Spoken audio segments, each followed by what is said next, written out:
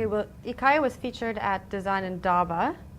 What kind of uptake did you get there? Or was Well, we weren't specifically featured in Design in Durban. We have had the Earthbag Builder precursor Right. Design in Durban in the past. But we are rather a project in the World Design Capital. I have to say at the moment that really that hasn't had much influence on what we're doing. We just carry on doing what we're doing anyway, largely because we had started the process, some long time ago, and at the risk of sounding a little or seeming a bit unpopular or making myself a bit unpopular, we haven't actually found that the whole World Design Capital project to be something that's terribly beneficial to us. okay? And part of the reason for that, and I think it's important to say, is that we were actually shortlisted right from the start for the World Design Capital.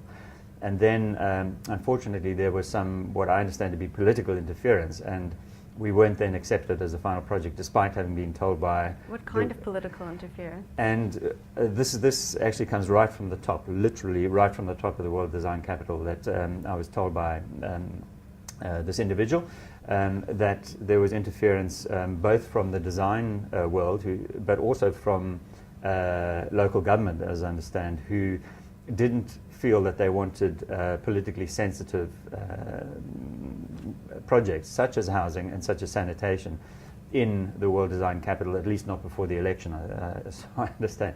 But to me, it just was such a, I have to say, a kick in the face, because fundamentally, what I understood the World Design Capital to be about was bridging the divide, and it seemed, hopefully it's no longer like that, to be sort of somewhat more elitist.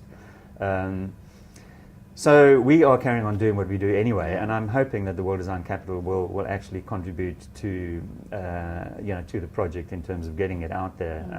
But so far I've been a little disappointed, I have to say. In your opinion, why do you think the government would interfere in a project like this?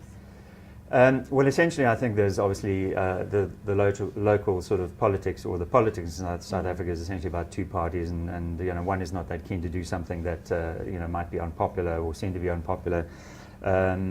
But I also think that there are a lot of other issues that come into play, and I've been told literally a couple of weeks ago by an individual that again the particular government that is running the country at the moment, individuals within the community wouldn't actually allow this sort of project to happen because of the fact that we'd be treading on people's toes in terms of housing.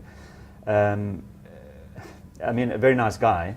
We had a very friendly conversation, but I just said to him, what would you say then to people who, the lady over there, she's had a shack burned down, and she's rebuilding now with the same materials, only to possibly have it happen in 6 months' time. Yeah. And he said, well, she must wait.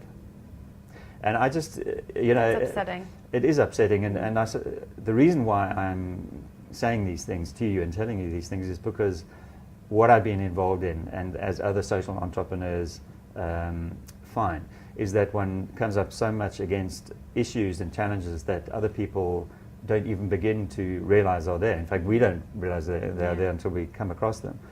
And it's absolutely like pushing water uphill or pushing the elephant uphill. It's a huge challenge. But there are people out there, I'm only one of thousands, I'm sure, who are trying to push the envelope and trying to get these things to happen. But it's not easy, I can assure you.